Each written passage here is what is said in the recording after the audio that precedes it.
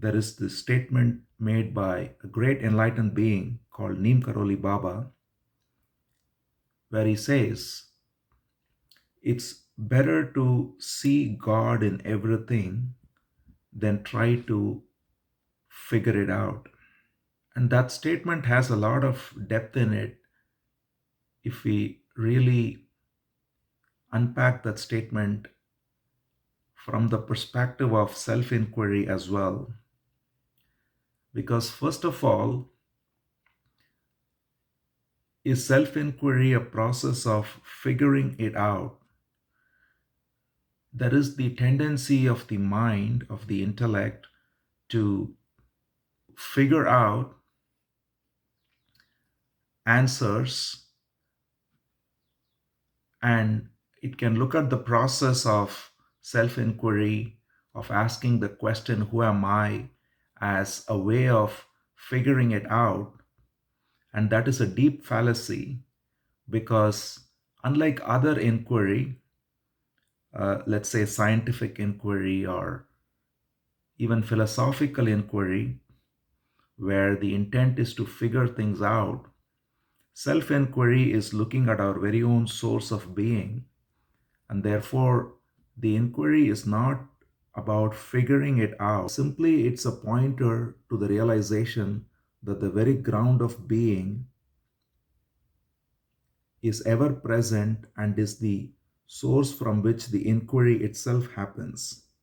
So, the inquiry, when in the case of self inquiry, is completely different from any other type of inquiry we may engage in, because here the very inquiry is to realize the fallacy of the one who inquires as a separate self. So, that being the case, we cannot figure things out. This attitude that we can figure it out or we can understand is somehow a deep fallacy and yet widely held, especially in the way of um, what is known as jnana or wisdom. And this is why there is a deep misconception comes that jnana is different from bhakti or devotion. Whereas, if you really look at it, we cannot figure anything out because the very questioning happens within the ground of being. So the part cannot figure out the whole. The part can simply realize that it is a part of the whole. And that itself is not an accurate statement, again, because there is no division of whole and part, but all words fail, as we said. So we can, as long as we can feel the sense of it, we don't have to get caught in the linguistics. So now the other aspect of that statement, um, again, the statement was better to see God in everything than try to figure it out. So if you realize that it's not about figuring it out, then the other aspect is, can we see God in everything? And for that, we have to also clearly understand the word God. I like that statement especially because it didn't say better to believe in God, but better to see God. Because belief is a process that may be helpful for some at some times, but it has um, a deep insecurity sometimes associated with it, because if one's belief is challenged, then one feels threatened, and this results in so many conflicts and all that we can see. So the question is, do we need to believe that the sun rises? We don't, because we just see the sun rising. So belief is a poor substitute for seeing. So can we see God in everything is the question then.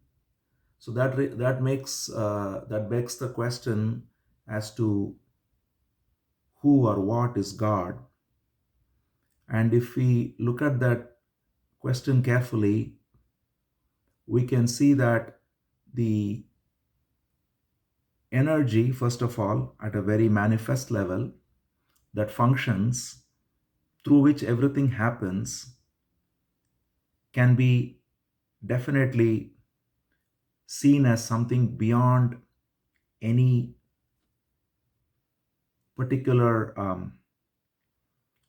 individual or any particular entity or any particular natural force, because we see that there is a great um, power, Shakti as it's called, that's operating from the subtlest to the grandest. So even the greatest scientists always look at the whole functioning of the universe as a great mystery, because everything happens in perfect harmony, right from the subatomic level to the supergalactic level. We have um, so many functions happening through so many particles interacting with so many forces. And even the scientists have this intuition that there has got to be one grand unifying theory, which is really the search for God.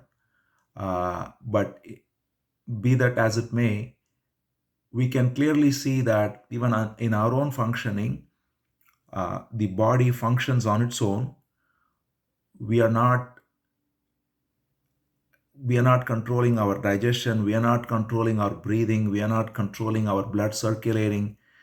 There's so many processes happening for our body to function, which is all functioning in beautiful harmony, rhythm, every moment.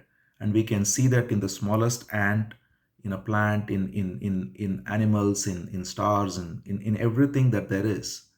So if we look at the universe with this sense of awe and mystery and wonder, we can see the presence of God in every single thing. And that is a direct perception of God, which transcends belief, which transcends faith, which is seeing that we don't need to see any special miracles even, because the very miracle of the universe itself is enough to make us feel the presence of God. And when we see that clearly, that every entity, every being, every human, every inanimate thing is functioning through a set of forces which are so perfectly orchestrated that that is the only reason why everything seems to exist. And then there is also going beneath that. So this is the manifest level, as we said, or in traditional terms we can call it Shakti. And beneath that, we also see that there is an awareness of all this manifestation that is also effortlessly there. There is nothing can be known without the light of awareness. And the light of awareness is not something that one has to go anywhere to find, because it is right here in our own heart. And that is the light which makes us be aware of anything that's manifest. The light that illuminates every single interaction is the light of awareness, because without the light of awareness, we cannot see anything. We cannot be aware of anything. We cannot perceive the manifest universe with all its wondrous, mysterious powers and all the rest. And that light of awareness is consciousness that is still, and that is traditionally called as Shiva. So, if we look at the entire scope of what our life is, it is only in these two realms. We either are caught in the manifestation, we take ourselves to be an individual body, and even there, if you look at it carefully, there is no individual entity here. There is only a collection of processes which are all happening perfectly, and every process happens on its own. There is no I, as we already said, orchestrating all the bodily processes, and there is no I orchestrating thoughts. There is no I orchestrating speech. There is no I orchestrating the actions. Everything happens. The I is just an imposter that comes and tries to take ownership of all these things. But if we look carefully, and this is what is inquiry, uh, true inquiry leads us to surrender, because when we see carefully that every process in our own body and in everyone else's body and every event and everything is happening through the mysterious energy which is animating everything. So that is one aspect of our life. That is the manifest aspect of our living. And the unmanifest, so to speak, is the awareness, which is the light in which all the manifest energy of life itself is being perceived. And both of this are our direct perception. We don't have to believe in it then anymore. We can simply see that God functions both as the manifest and the unmanifest, form and the formless. Then the entire struggle to figure it out goes away.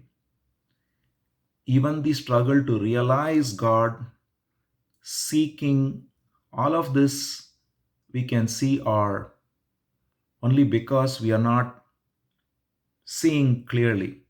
And the seeing is clouded by the tendency of the mind to divide itself from what is and take itself to be a separate entity.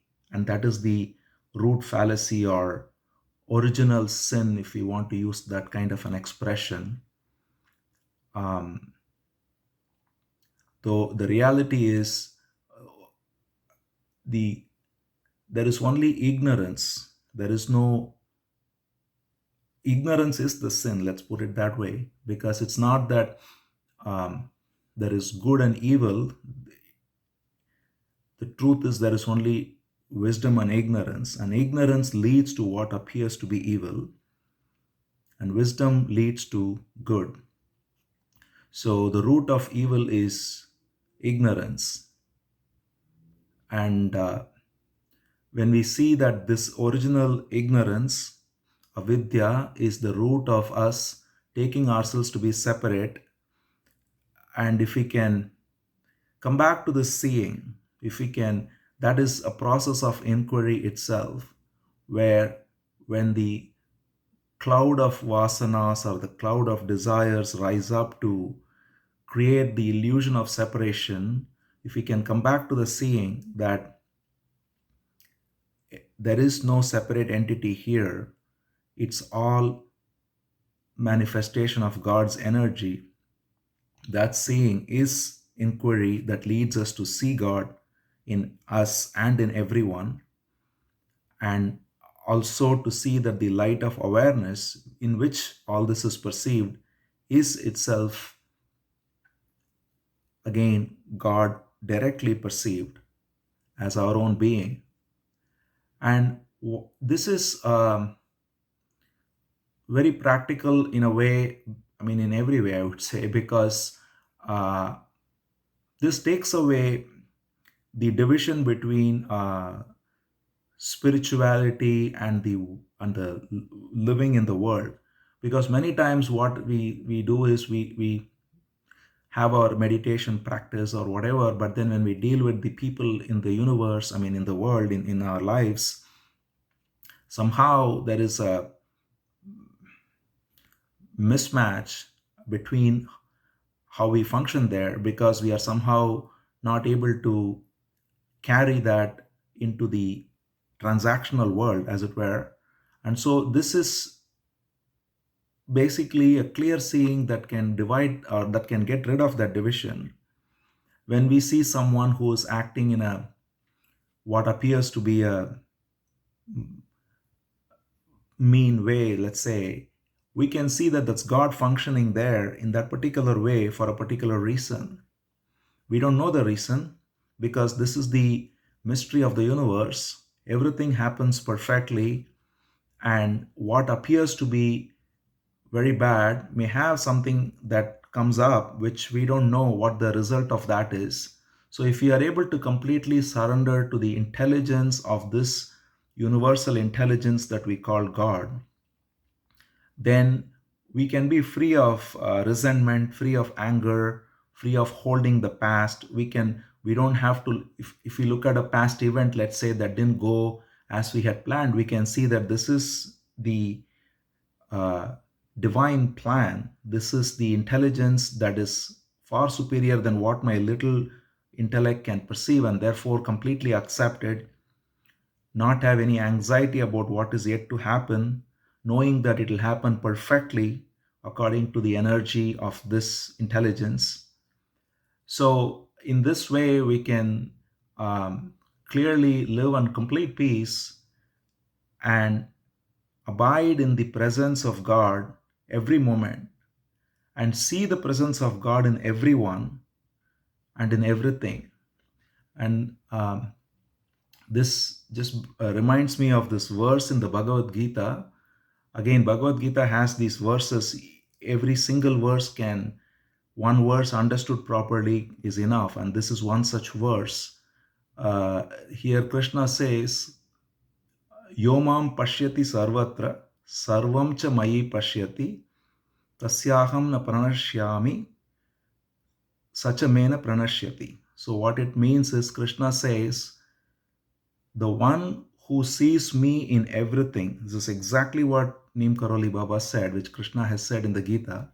The one who sees me in everything and sees everything in me, to such a person or to such a being, I am never lost. He is always in my presence. So this summarizes the entire uh, sense of what we talked about, of how self-inquiry leads to seeing God in everything. This is 6th chapter, 30th verse, by the way, in the Gita.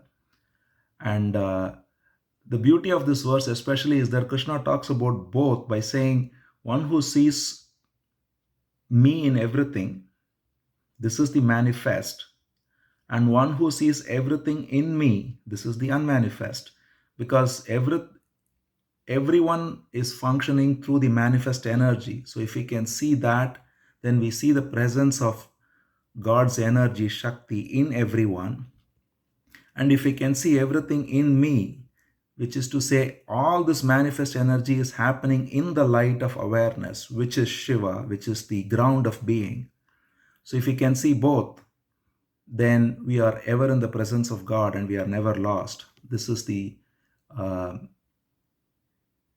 import of that particular verse. And so if we can see it in this manner, perhaps we may not have any dichotomy between self-inquiry and surrender, between jnana and bhakti, but we can harmonize everything into a holistic way of living.